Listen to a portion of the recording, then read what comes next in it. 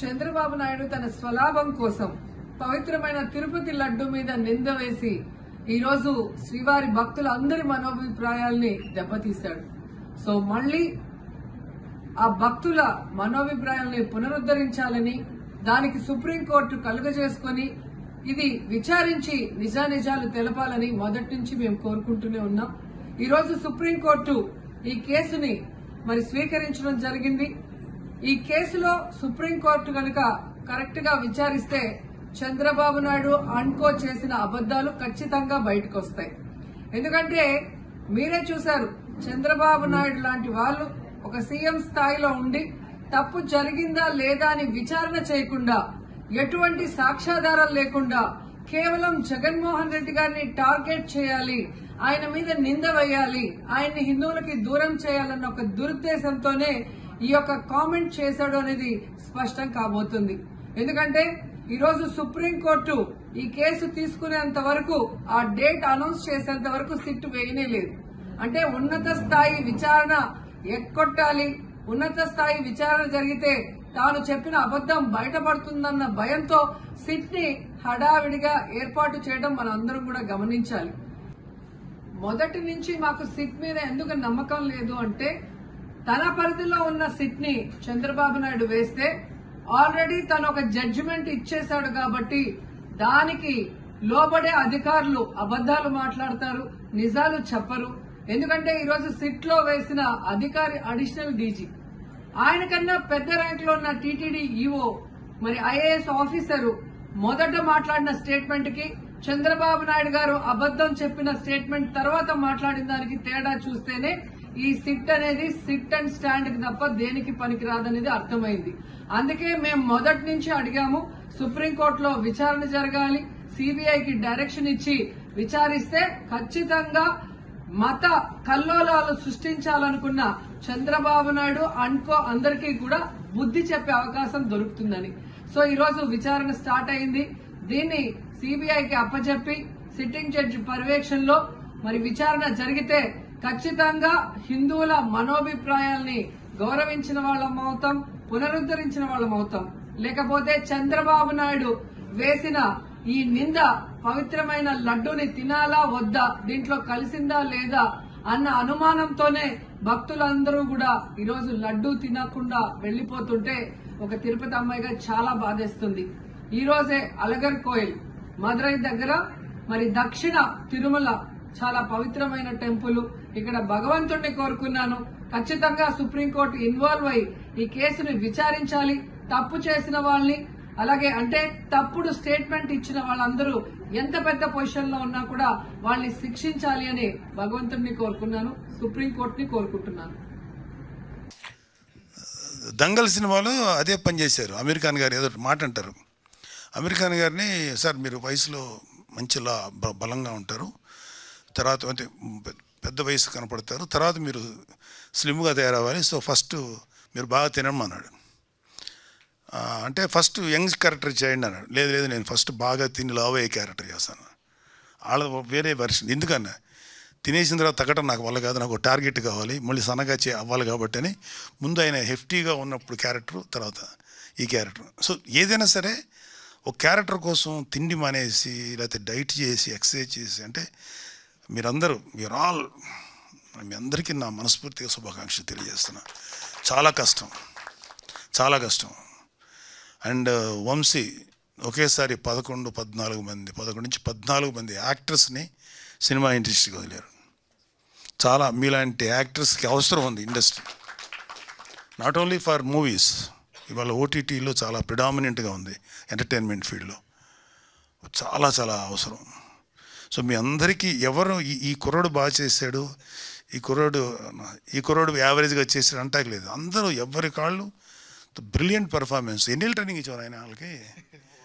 వా, it shows మీరు తీసుకున్న ట్రైనింగ్ ఎంత కష్టపడి చేసింది లిటరల్గా స్క్రీన్ మీద తెలుస్తుంది. ఎవళ్ళు ఒక్కళ్ళు కూడా ఒక ఇదవ్వాలి, అంటే ఈ అబ్బాయి కొంచెం ఎమెచ్యూరిష్గా చేశాడు అనిపించలే ఎవరిది, ఎవరి క్యారెక్టర్ కాదు. అండ్ నీ క్యారెక్టర్ పేరేంటి బాబు? సుబ్బు. ఇతని రిపెంటెన్సు, ఇతని పెయిన్, ఆ చిన్న మొండితనం ఆ ఫస్ట్ హాఫ్లో చూపించింది. సెకండ్ హాఫ్లో తప్పని తెలిసిన సార్ అలా ఉండటం, తన రిపెంటెన్స్, అలాగే విలియం నీ క్యారెక్టర్ వీళ్ళని ఇది చేయటం, మధ్యలో వీళ్ళిద్దరి కోసం కృషి చేయటం, ఇతను మధ్యలో వీళ్ళని చెడగొట్టేటువంటి ఆ క్యారెక్టర్, ఏం క్యారెక్టర్ పేరేంటిది, ఏమన్నా నిజం చెప్తున్నా. ఆ కుర్రాడు ఎంత బాగా చేశాడంటే తెలియకుండా అతను మంచి ఫన్ యాంగిల్ ఉంది. And you are going to be one of the best comedy actor అవుతాయి డెఫినెట్గా, బిలీవ్ మీ. ఎందుకంటే ఇంతమంది 11 బ్రిలియంట్ పర్ఫార్మెన్స్ చేసేవాళ్ళ ముందు నువ్వు నిలబడి వాళ్ళతో ధీటుగా చేసేవి చూడు, వెరీ డిఫికల్ట్, అది చాలా కష్టం. అది వాళ్ళు డామినేట్ చేసేసారు, వాళ్ళు ఫన్ను చేశారు, సీరియస్ చేశారు. వాళ్ళకి వ్యతిరేకంగా నిలబడి నువ్వు చేసింది చాలా నచ్చింది. అండ్ మన సాయి కుమార్ గారు అంటే నిజంగా ఆ క్యారెక్టర్కి సాయి కుమార్ కరెక్ట్, రమణ గారు కరెక్ట్. అంటే ఎవరు ఒక ఎక్స్పీరియన్స్డ్ పీపుల్ కావాలి అక్కడ, వాళ్ళని కరెక్ట్గా చేశారు. అండ్ ఈ 11 మెంబర్స్ కుర్రలు ఎవరైతే ఉన్నారో ఆ గర్ల్స్ అందరూ కూడా, వంశీ ఫస్ట్ అందరినీ కొత్త వాళ్ళు అన్నప్పుడు నాకు నిహార్కి ఫణికి మధ్యలో కొంచెం డిస్కషన్ జరిగింది. కొంచెం నోన్ ఫేస్ పెడదాం అన్నప్పుడు కొన్ని ఈ మార్కెటింగ్ కోసం తప్పదు అనుకున్నాం. కానీ నేను మళ్ళీ ఫణి ఏమనుకున్నాం అంటే లేదు వంశీ ఆలోచించిందే కరెక్ట్. అక్కడికి వచ్చేటప్పటికి అతని గత సినిమాల తాలూకు ఎఫెక్ట్ చూసేవాడు మైండ్లో పడకూడదు, ఈడు ఆ సినిమాలు భలే చేసాడే అనిపించకూడదు, వాడిని అక్కడే చూడాలి. సో అందరూ కొత్త వాళ్ళని పెట్టి అందరితోటి అద్భుతమైన బ్రిలియంట్ పెర్ఫార్మెన్స్ ఇచ్చే వంశీ ఇట్స్ అన్బిలీవబుల్. నేను మనస్ఫూర్తిగా చెప్తున్నాను, నా వల్ల మీకు ఎంత ఏం చేయగలుగుతాను తెలియదు, కానీ this film deserves national award, not regional award. Regional award కాదు, రీజనల్ అవార్డ్స్ ఉంటాయి, best regional film, but national award. ఎందుకంటే there are 5-6 national awards. Best film, best new comer film, it's called Indira Gandhi award. Best film on social and economic issues, అదొక ఈయన రజత కమలాలు. And best film on national integration, best children film, అలా అదే Indira Gandhi best new directors film, అలా ఇంకో 4-5 ఉన్నాయి. దీని తర్వాత రీజనల్కి వస్తారు. I'm very fortunate that I got Nargis Dutt award, అంటే best film on national integration, రుద్రవేణికి 1986లో వచ్చింది. మీ సినిమాకి ఏంటంటే 2 ఉన్నాయి, నేషనల్ ఇంటిగ్రేషన్ అంటే కులాలు మతాలకు అతీతంగా మనుషులు ఉండాలనే మాట, అదేవిధంగా ఇష్యూస్, ఎకనామికల్ ఇష్యూస్, ఆర్థికపరమైన ఇష్యూస్, 2 కేటగిరీలో మీరు ట్రై చేయొచ్చు. జస్ట్ ఎవరు కూడా వదలకుండా అన్నీ అప్లై చేయండి నిహారిక, డెఫినెట్గా. ఐ విష్ మీ సినిమాకి ఖచ్చితంగా 6 అవార్డులో ఒక అవార్డు రావాలని కోరుకుంటున్నాను. ఎందుకంటే ఎంత గొప్ప సినిమాలు ఇలే ఉంటాయి. ఎందుకంటే ఎక్కడ ఈ సినిమాలు ఎక్కడ కూడా ఫేక్ అనేటువంటి సన్నివేశం లేదు. ఇక్కడ కొంచెం ఫేక్ ఉంది, ఇక్కడ కొంచెం ఆర్టిఫిషియల్గా ఉంది అనేది ఎక్కడ లేదు. ఆ విషయంలో వంశీ తీసుకున్న జాగ్రత్త అండ్ దాంట్లో అసలు అల్టిమేట్. అండ్ ప్రొడక్షన్ వాల్యూస్ చెప్పాలంటే ఇంకా అసలు వీళ్ళే కదా మెయిన్.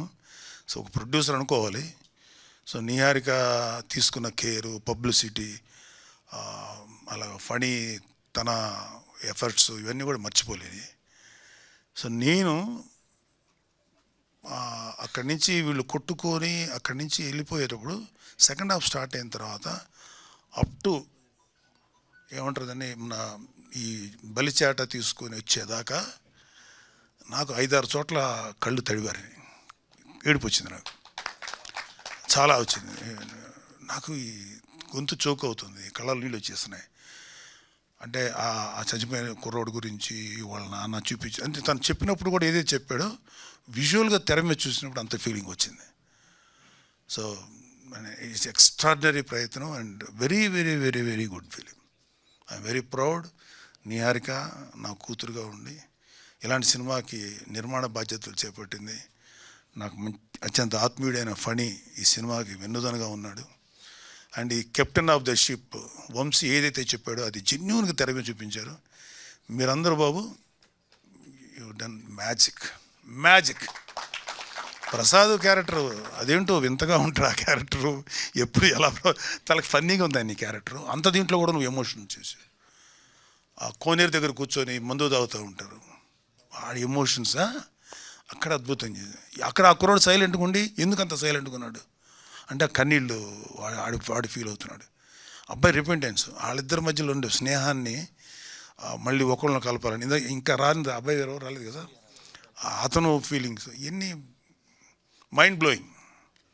ఏమి చెప్పవచ్చుందంటే ఈ cinema, this film deserves 100% national award. మీరు అన్ని కేటగిరీలకి అప్లై చేయండి, including direction, special effects, whatever, feel ఆర్ఎల్స్, యాక్షన్. మా విజయ్ అద్భుతంగా చేశాడు. ఎంత బాగా చేశాడంటే ఆ ఇంటర్వెల్లో కొట్టుకుంటుంటే అందరూ ఒక కలబడి కొట్టుకుంటుంటారు. నాకు తెలుసు యాక్షన్ పార్ట్ ఎంత కష్టం. అదే విజయ్కి మీరు ఏమండి ఇట్లా ఆర్గనైజ్డ్గా చేయమంటే అద్భుతంగా ఆర్గనైజ్ చేయగలిగే దమ్మున్నాడు.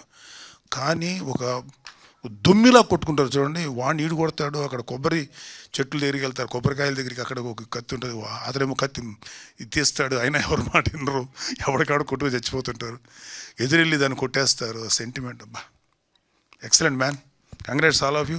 అద్భుతం సినిమా చేశారు. మీ అందరికీ చెప్తున్నాను ఇవాళ, మీ 11 మంది మెయిన్గా ఇంక్లూడింగ్ గర్ల్స్, వాళ్ళు కూడా చాలా ప్రిటీగా అందంగా చేశారు. ఆ భయం ఉంటుంది ఒక అమ్మాయికి, నీ లవర్కి, ఆ అమ్మాయిని టార్గెట్ చేస్తావు, నీ మీద అమ్మాయి నువ్వు టార్గెట్ చేస్తే నీ మీద చీరాకు రాలా, అరే పాపం కదా అనిపించింది. అలాగే ఇంకొక అమ్మాయి ఏమో క్యాసెట్ల కోసం ఏడిపిస్తుంటుంది ఒక అమ్మాయి. ఇలా అందరూ నేమ్ ఎవ్రీవన్, ఒక పలానానిగా అందరూ బాగా చేశారు. Congrats, all the best and bless you. Thank you sir, thank you so much. మీ ప్రతి మాట, మీ ప్రతి compliment means a lot to the team. డెఫినెట్గా చాలా చాలా బూస్ట్ ఇస్తుంది. So thank you so much for that sir. And ఇవాళ ఇక్కడికి యాక్చువల్లీ ఈ 50 days సెలబ్రేషన్స్లో భాగంగా